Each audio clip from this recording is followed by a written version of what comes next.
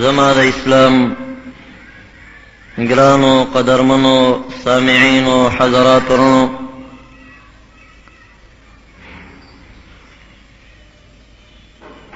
د موقع په مناسبت باندې د مقتضى الحال موافقت باندې ما مخکی بیان کې معرف کړو چې روان بیان به ان شاء الله د قربانی د فضیلت او د قربانی د چند احکاماتو د بیان په سلسله کې بیان وی.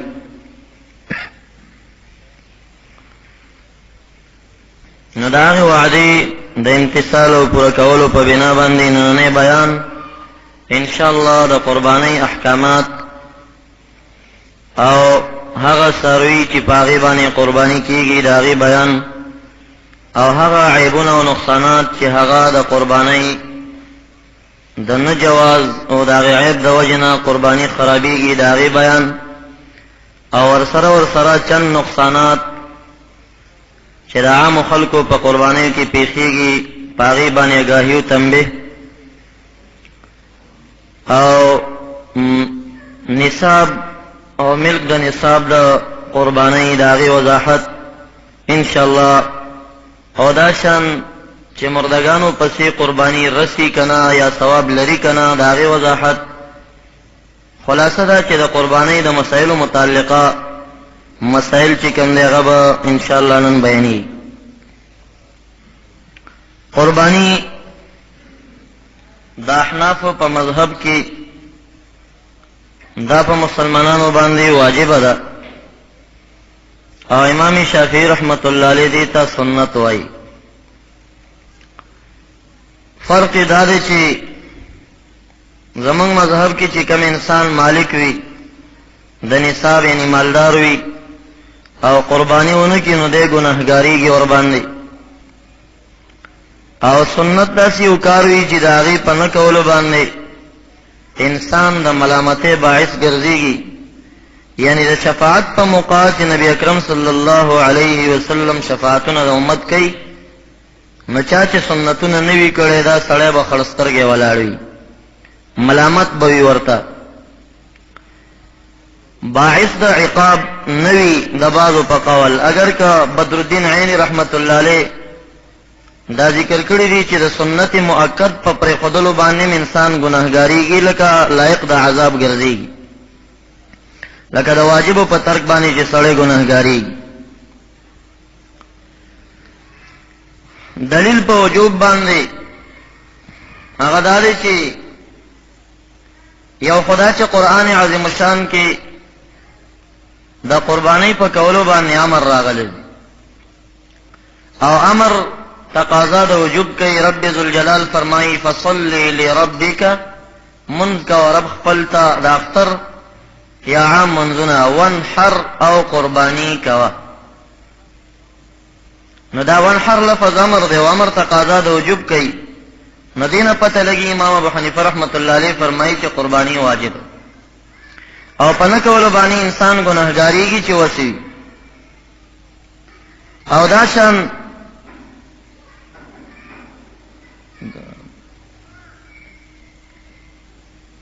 محنف ابن سلیم رضی اللہ تعالی عنہ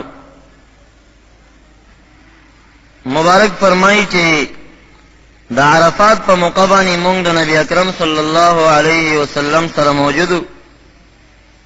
محبوب علیہ السلام فرمایل یا ایها الناس خلقو ان علی اهل كل بیت فی كل عام اضحیہ په هر کور والا باندې په هر کال کې قربانی او اضحیه شته او مساکین تینا په بعض نور روایاتو مستثنا دي. نو دلته لفظ د علا راځي چې ان علی اهل كل بیت په هر کور والا باندې لفظ د علا اصول والا اصول فقہ کتابونو ذکر کړي چې دا راځي د وجوب د پاره او د لزوم د پاره چې په خلکو باندې قربانی لازمه ده. او کم انسانان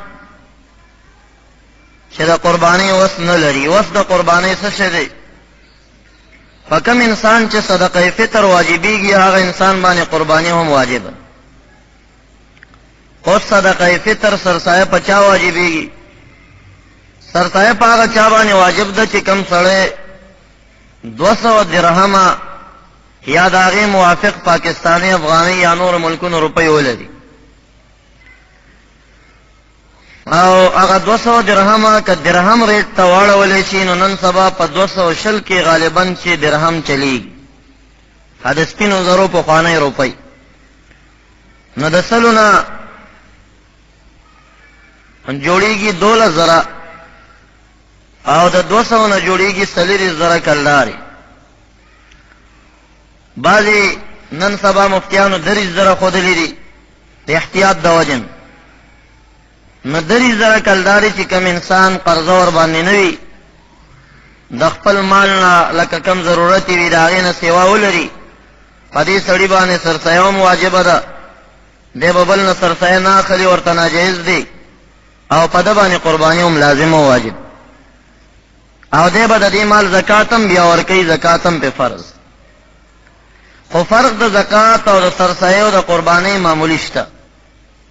د زکات داسې مسله ده چې دی به د خپل ټولو ضروریاتو نه سیوا دومره روپۍ لري او د کور زیاتي اسباب به ورکړي، نه حسابېږي، زیاتې به دومره لري. او په سرسایه او په قربانۍ کې چې کوم انسان په کور کې لوښي لري، د ده د ظاهري استعمال نه زیات دي. بسترې لري، د ده د ظاهري استعمال نه زیاتې دي. ډېر خلک کورونو کې زیات اسباب ساتي، نه د کور هغه زیات اسباب او سامان چې د ده د ضرورت د استعمال نه زیات دي، هغه به قیمت کېږي، هغه به هم دې سره یو ځای کېږي. که مثلا 10,000 روپۍ لري خو زیاتي اسباب او سامان ورسره 12,000 برابرېږي، نو بیا هم په ده باندې سرسایه واجبه ده، دی به د بل نه سرسایه نه اخلي، په ده باندې قرباني بیا لازمه ده. نو که د نن سبا د خلکو کورونو او سامانونه او لږ څه ناڅه مال چې لري پیسې هغه ټول حساب شي، نو دا به ووایم چې په اکثرو خلکو باندې قرباني واجبېږي او ډېر کم خلک به د هغې نه پاتې شي. خو بیا هم کم خلک چې وس نه لري، دومره پیسې ونه لري، دا خو د بعضې فقهاو په قول باندې چې هغه درهم حساب شي. بعضې فقها لکه صاحب د بحر رایق هغې دا ذکر کړي دي چې دا 200 درهمه د 2.5 تولو سپینو زرو نه جوړېږي. 2.5 تولې سپین زرو نه 200 درهم جوړېږي. نو 2.5 تولې په 120 کې د نن سبا د سپینو زرو نو د دې حساب چې وشي نو کم 2 زره یا 9 زره داسې څه حساب جوړېږي. دومره پیسې چې کوم انسان ولري دی مالک د نصاب ګرځېږي، او دی به سرسایه هم ورکوي، دی به قرباني هم کوي، که هغه تولو ته واړولی شي. بعضې فقهاو پکې دا قید ذکر کړی دی، اگر چې اکثر فقها دا وایي چې نه هغه درهم مراد دی. درهم نن سبا ریټ یې اوچت دی ځکه کمیافت دی، پیدا کېږي زیات نه.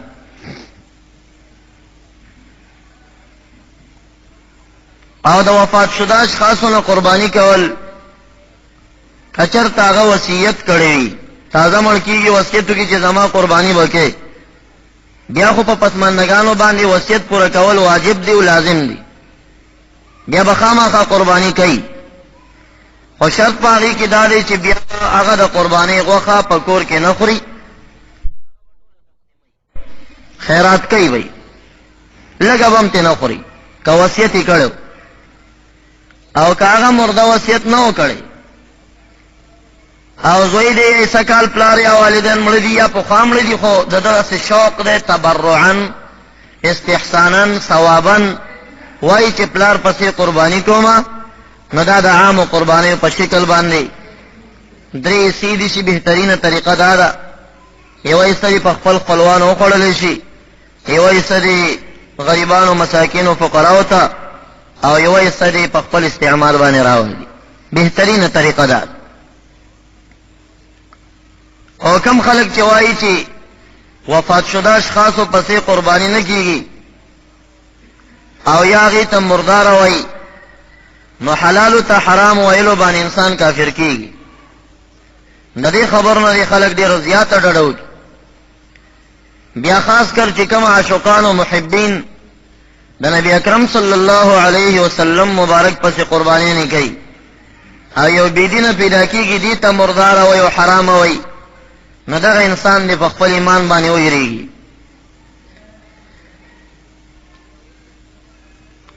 ابو داؤد شریف زما پلاس کے دے دویم جل صفحہ نے ہشتمہ باندې باب لگئی باب الاضحیۃ عن المیت.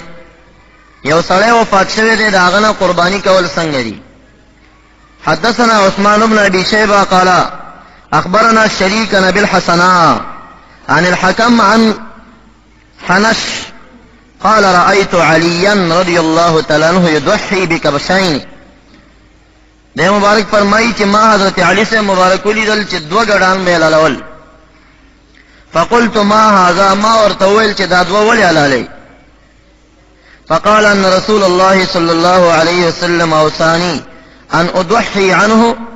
نبی اکرم صلی اللہ علیہ وسلم را تداسی وصیت کړو چې زبر هغه قربانی کوم. فانا اضحي عنه زدا قربانی د نبی اکرم صلی اللہ علیہ وسلم پسې کوم هغه پسې کوم. نو دا وفات شدہ اشخاصونه هغه که وصیت کړي نو بیا خو لازمه ده او ثابته ده. او که وصیت نه کړي جهیز قدر ده کسو کې کوي ورپسې ثوابي کار دی. حالدار مالدار ته خو پکار دی چې پکلکه باندې نبی اکرم صلی الله علیہ وسلم نے قربانی نه یادونه باسي او قربانی ورپسې وکي. حدیث مبارک کې راځي کله چې نبی اکرم صلی الله علیه وسلم قربانی کوله نو پدغه وخت کې با د مبارک داسې الفاظ ویل قال بسم الله اللهم تقبل من محمد وآل محمد ومن أمة محمد ثم ضحى به.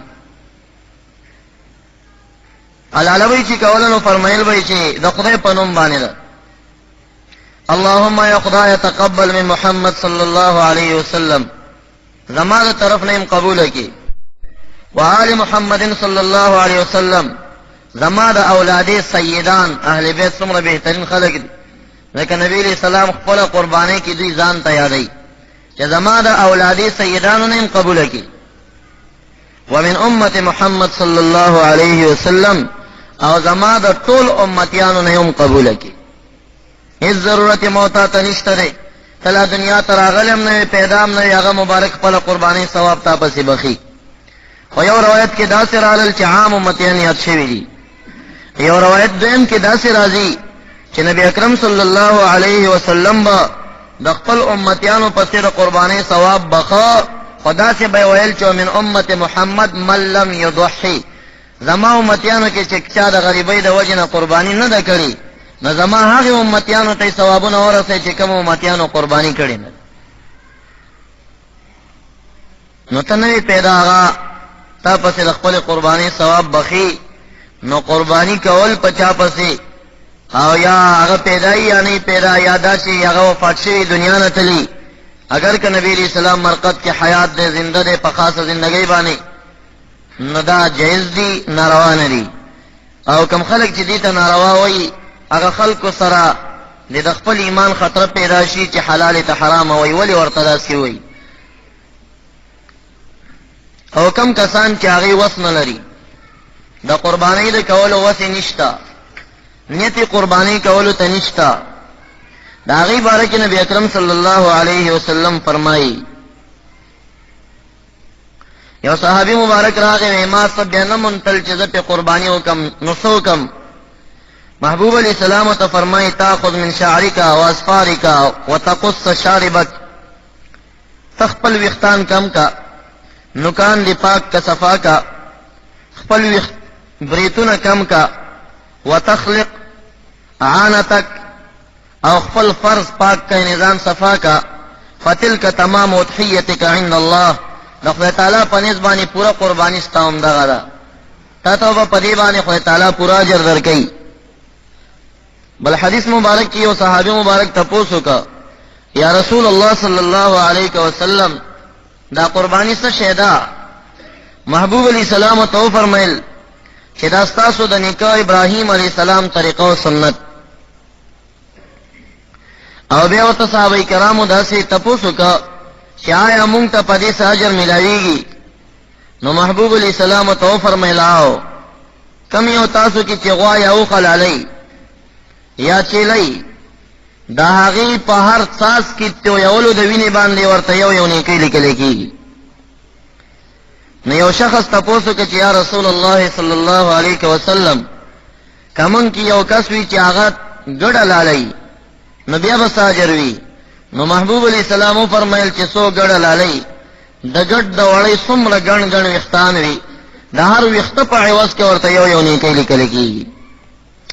او بل عظیم فضیلت د قربانی دا دی چې ورځ د قیامت راشي او ته په پاکستان کې افغانستان کې هر موضع کې چې دفن شي د خپل قبر نه راپورته شي او داسې سخته زلزله ګډه شي چې اذا زلزلت الارض زلزالها هغه وخت چې اوړه کولې شي ځمکه پړه کول سره واخرجت الارض اثقالها او د ځمکه خپل پیټي بار ته راوباسي په یو زلزله باندې به یو جړق شي دا ټول مردگان به بار پراتی لنډغر به پراتی لکه څنګه چې د مور نه پیدا و لنډغر دا شانته لنډغر به بهر ته پراتی.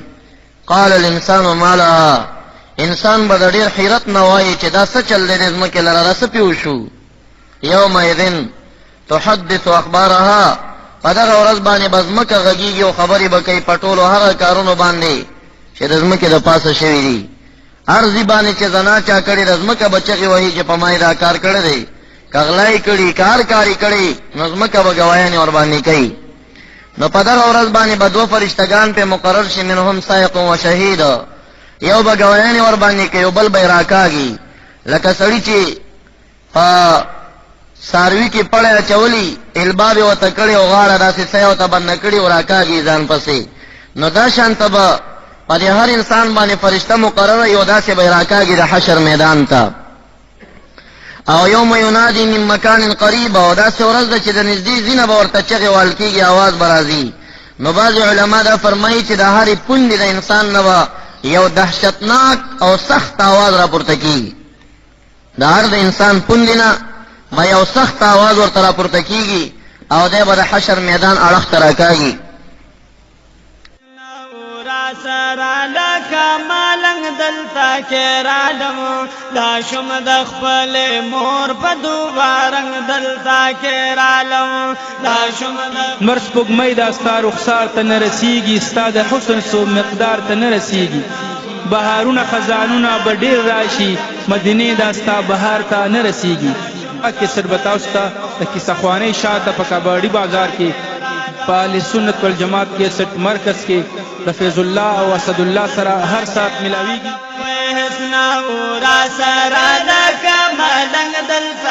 او د دې مسلې نه یو بله مسله هغه هم موږ او تاسو ته رافهمیږي چې مسله جدیده مسله ده نن سبا پیدا شوي ده کتابونو کې ذکر نشته. هغه مسله د انجکشنو ده چې د ستنې په ذریعه باندې سمواد را واخیستلی شي او بعضې غوا ته وردن نکړی شي او د هغې نه بچی پیدا شي.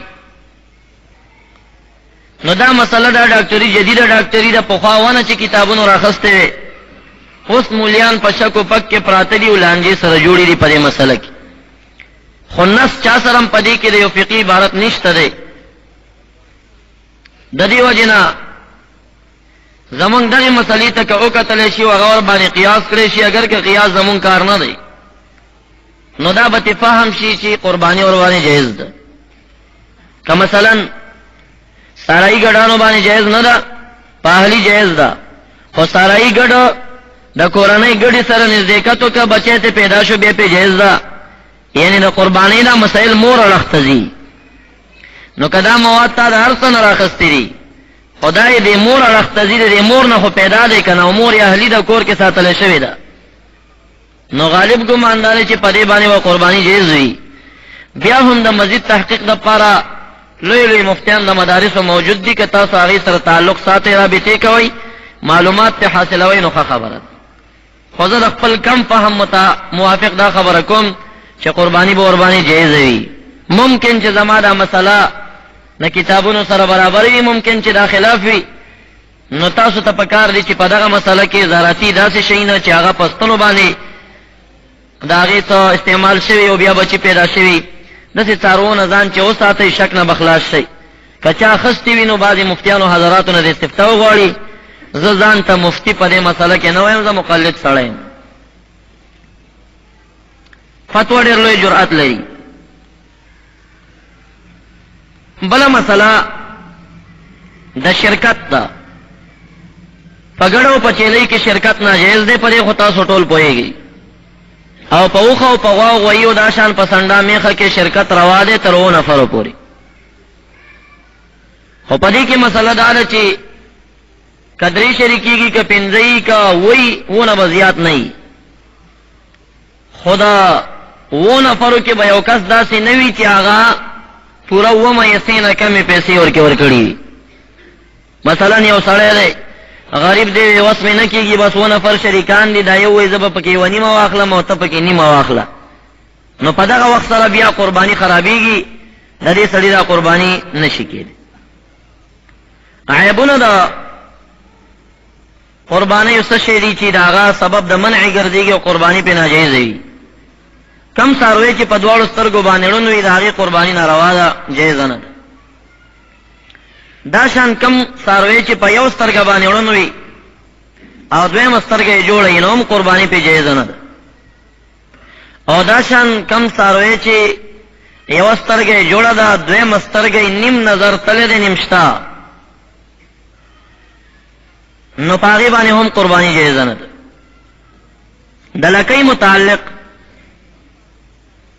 کم ساروی چی داغی لکی کٹ شوی پاغی بانی قربانی جائزن دا او کم ساروی چی داغی غوک پریکڑے شوی ٹول دوارا یا یو ٹول پریوی جائزن دا او کدا یو غوک نیم برخ کٹ شوی ندی کی بیا مختلف اقوال دی یو غوگ اشتدے و دویم غوگ سیسا پریدا امام ابو حنیفہ رحمت اللہ علیہ دی کی سلور قول کری دی یو قول دارے چے یو غوگ اشتدے و دویم غوگ بدری سی کی کدریمی عیسا یا داغین کم پریشوے و نو بیا پی کی گی کدریمی نزیت پریشوے و بیا پی نکی گی دویم قول دارے چے پورا دریمہ برخہ کٹوی نوم پہ نکی گی اول داو چی دا دریمہ نزید کٹوی دریم داری چی دریمہ کٹویم پہ نکی گی دریم قول داری چی دا غوگی سلوری سی کی سلورم کٹ شوی بیاؤم پہ نکی گی سلورم قول داری چی دا غوگ نیمائی کی دا نیم نزیاد پریشوی کم پاتی نو بیا پہ نکی گی دا مختبیہی قول لزمانگ دا مذہب نو کدا نیم نا کٹ شوی کم کٹ شوی ہو احتیاط دار چاول خوی ما خلا خو کبیا دا سی چانا شوی ہو چرتا چا خستے ہو بل ساروے پا دا غٹیم ورطا نمیلاوی دا یا وس نور نکی دا یو غوگ اشتا او دویم غوگ دا نیم نا کم پری دے نیم نا زیاد باقی دے نو مفتابیہی مذہب زمانگا دار مفتابیہی قول چی بیا وربانی قربانی جائز دا شان کم ساروے چی آغا پا یوخ پا بانی گوڑوی داغی قربانی جائز ندا خدا سی چی حلالی زی تا پیات لینشی یا چی خپل گئی زور وربانی نکی او کدا سی چی مزلی پی کولی شو زور وربانی کو خو لگ لگ گوڑ گوڑ معلومی دا نو پاغی بانی قربانی جائز دا شان کم ساروی چی داغی غاخونا بالکل نوی پاغی بانی قربانی روانه دا او کدا سی چی غاخونا راوتلیو بیا زیاد پریوتیو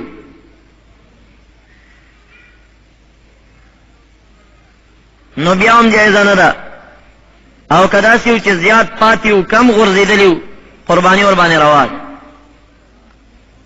بلا مسئلہ دا عیوب متعلق دادا چی کم ساروی دا آغی پیدایشی خکر نئی پاغی قربانی جائزہ دا روادا وربانی دا صاحب ندی چی پیدایشی خکر نشت دیر اصل ذات وی پا میخو باز نورو کی چی آغا یا پا گڑانو کی اصل ذات یو داغی خکر نوی دا صاحب ندی پاغی بانی قربانی جائز البتہ کخکرون ای مات شوی نو چی دا جرن نا کم خکر مات شوی نو پاغی بانی بیا قربانی روانت بلا مسئلہ دا عیم متعلق دانا چی کم ساروی بانی خارف ہوئی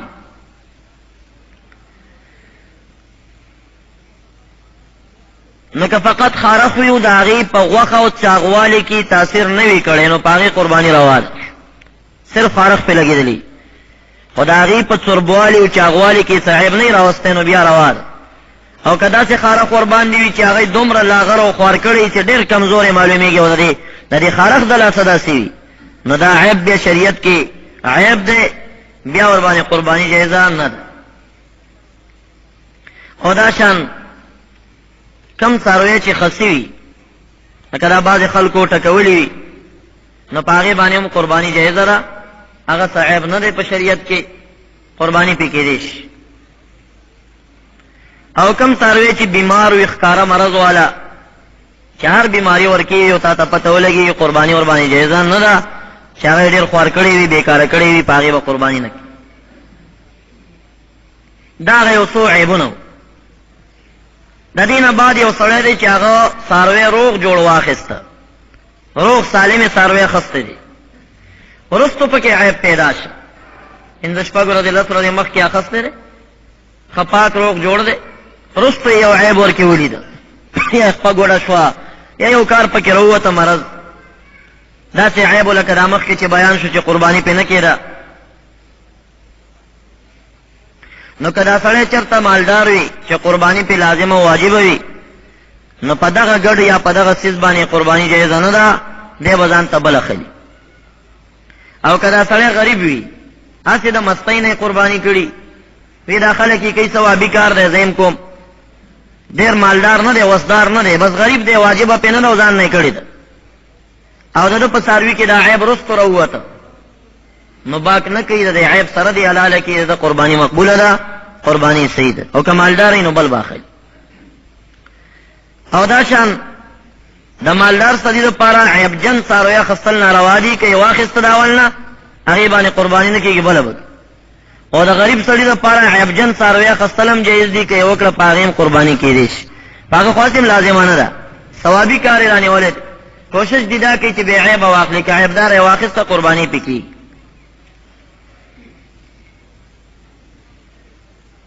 پاتې شو دا مسله یو سړي څاروی واخیسته، څاروی مړ شو، نو که مالدار سړي چېرته اخیستی و نو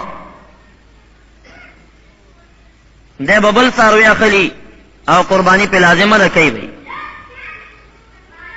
او که غریب سړي چېرته څاروی واخیسته او لالل کړی نه و ته مړ شه، نو ده ته به کتلی شي چې هغې په ځان نظر کړې وه که هسې ثوابي وه.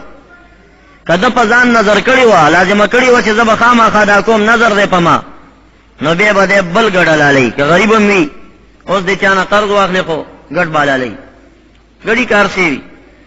او که ده په ځان نظر کړې نه وه ثوابي وه نو بیا ورباندې بل نشته دی.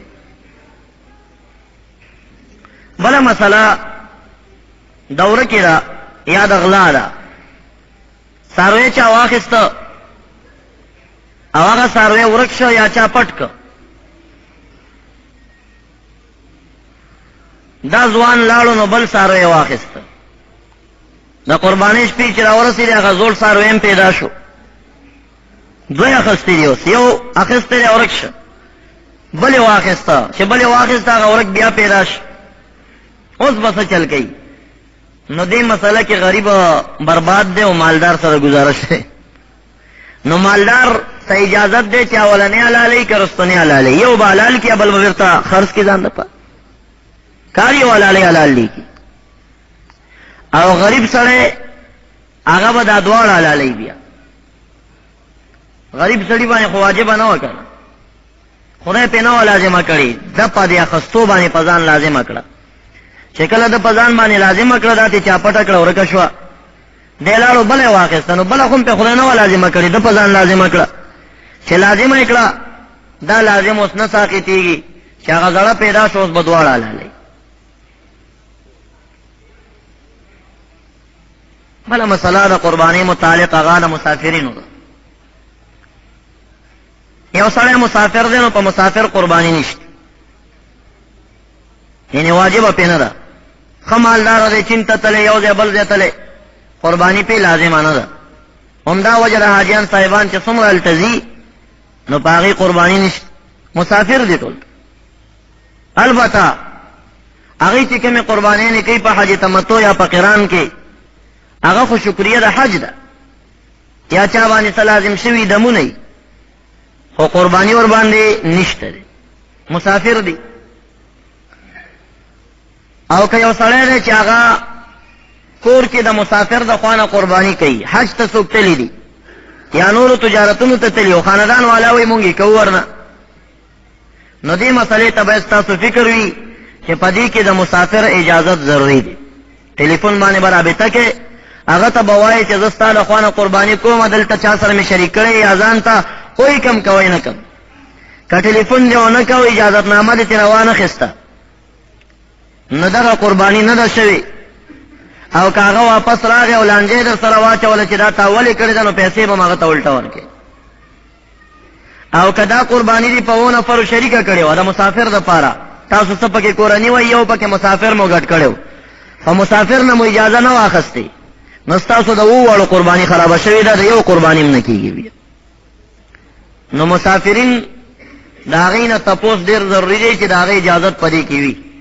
که اجازت ورکې نه و نو په دې باندې ګورې د نورو خلکو قرباني خرابېږي، دې ته ستاسو احتیاط او سوچ باید ستاسو وي.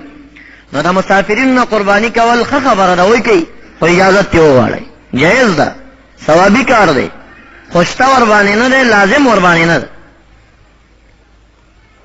لکه د 15 کال نه چې کم ماشوم دی نو په هغه خو مونځ فرض نه دی کنه، اوس یو سړی دی او مونځونه کوي د 10 کالو دی نو ښه خبره ده، ثوابي کار دی، خو فرض خو پې نه دی که یو ورځې قضا که نو خدای پې نیسي نه.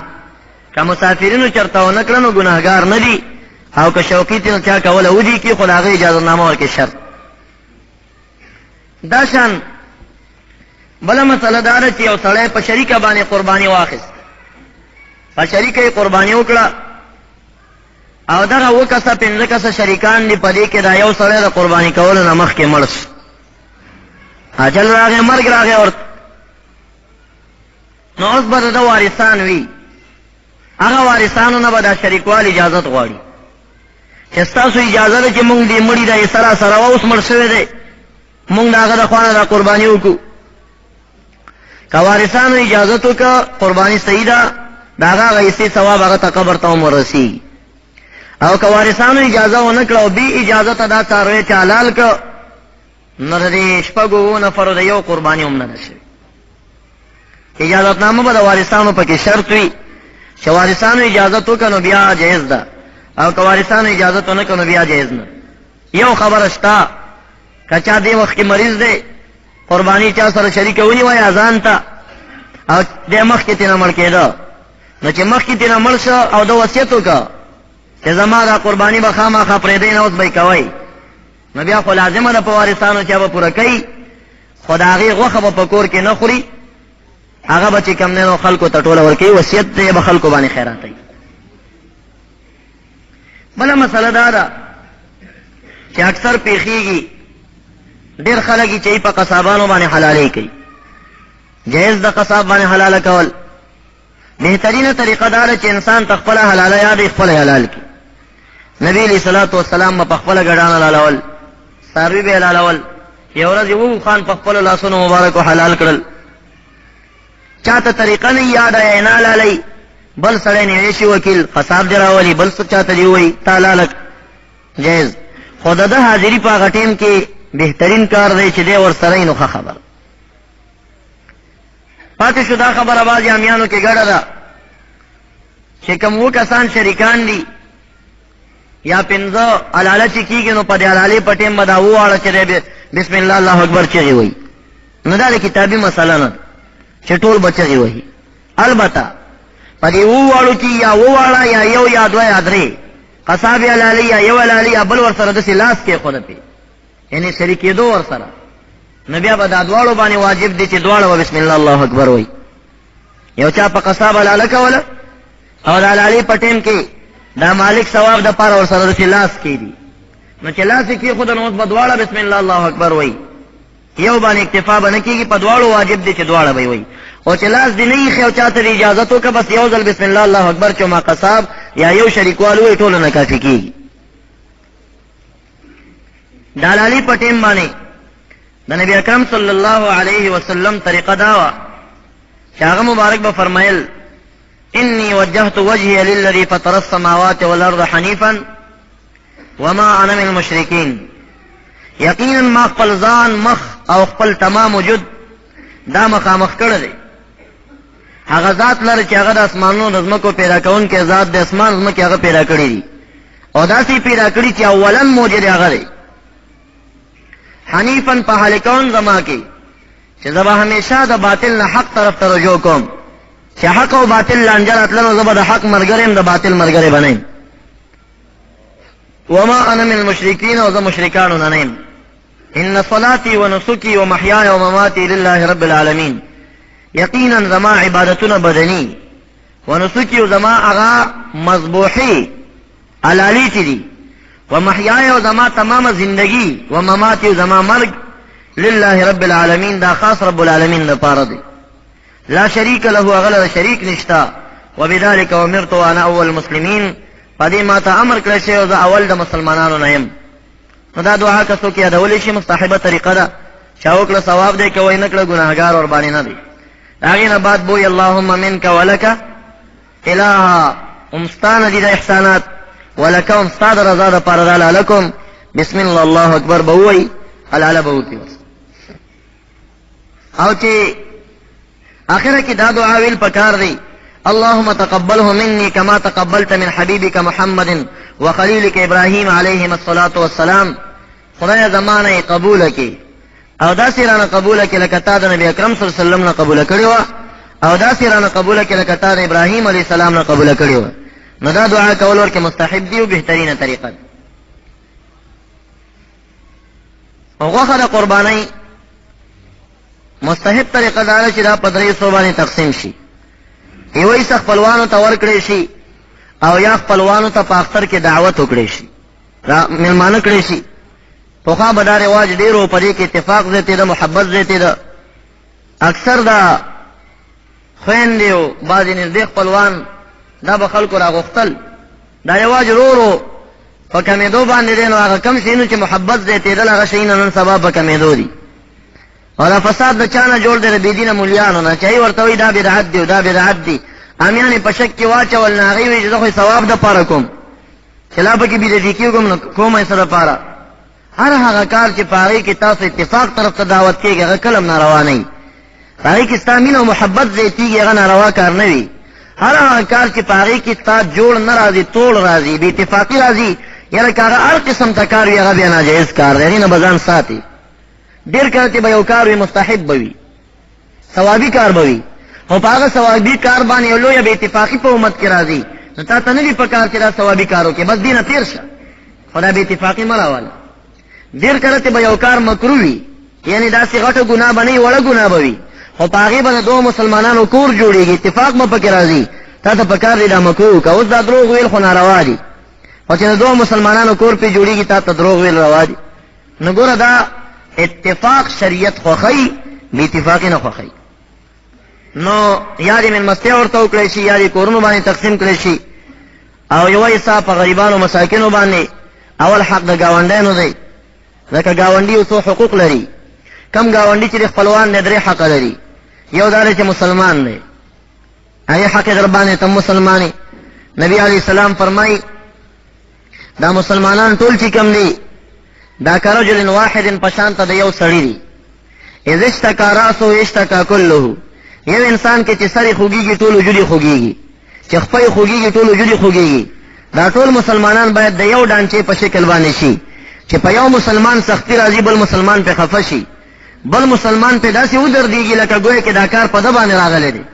تماشو طریق غوږ نه ږدي چې یاره فلاني دي کې لانجه جوړه ده دی دلته ورته نوکان مږي را مږي چې ورېږه ګرم شي چې څه به ترې جوړېږي.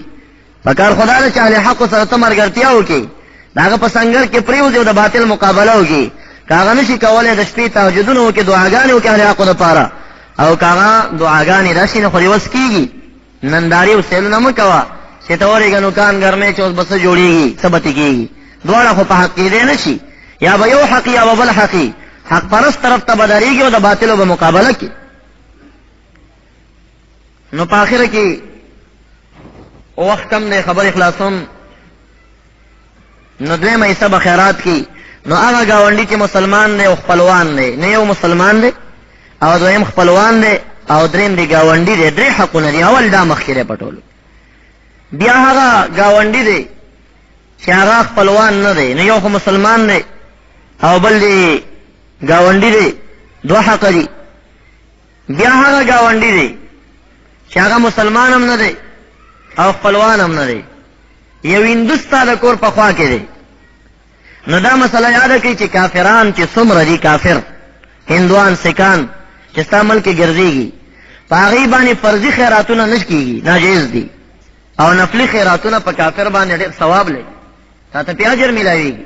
تا ځان نه خیرات کړی دی، یو هندو در باندې راغی، په هندو باندې مخوره، خو زکات ورته مه ورکوه، فرض ده که نه، دا سرسایه ورته مه ورکوه. دا فرضي خیراتونه پې باندې نه کېږي، هغې د مصرف دپاره اسلام شرط.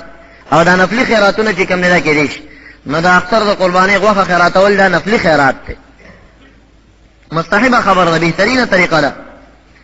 او کله چې ابراهیم علیه السلام هغه ګډه لال کړ اسماعیل علیه السلام د زوی په ځای باندې، نو په هغه وخت کې د دا درې حصې کړې وه، نو هغه طریقه امت ته پاتې شو، دا د هغه سنت وګرځېدل.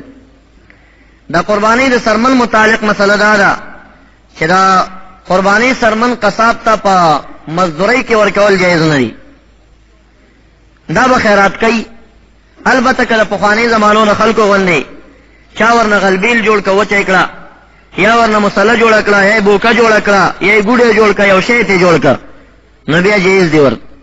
د هغې نه سوا دا ښه طریقه ده چې دا به خیرات کوي او د دې دپاره به صحیح مصرف لټوي، هغوی ته به دا ورکوي. د مړو باره کې مسله دا ده چې وصیت یې وکړه، نو بیا لازم دی هغه به ټوله خیراتولی شي. که وصیت یې نه وکړی، د ځان نه خیرات کول پسې فقط جایز کار دی، د عامې قربانۍ په شکل خپل هم خوړی چې خلکو ته یې ورکولی شي. دا یو څو مسائل د قربانۍ چې د ایفم په ذریعه باندې هم نشریږي او نشر شو، او دا شان چې کوم دی کیسټ هم د هغې نه برابر شو. نو دا ډېر مسایلو که تفصیل سره څوک یادول غواړي، نو بیا د هغې کیسټ ترلاسه کړي. ما دا یو څو مختصرې خبرې ستاسې حضور ته عرض کړي. درود شریف په شوق سره ولولئ. اللهم صل على سيدنا مولانا محمد وآله وبارك وسلم عليه بند سيدنا مولانا محمد وآله وبارك وسلم عليه. الحمد لله رب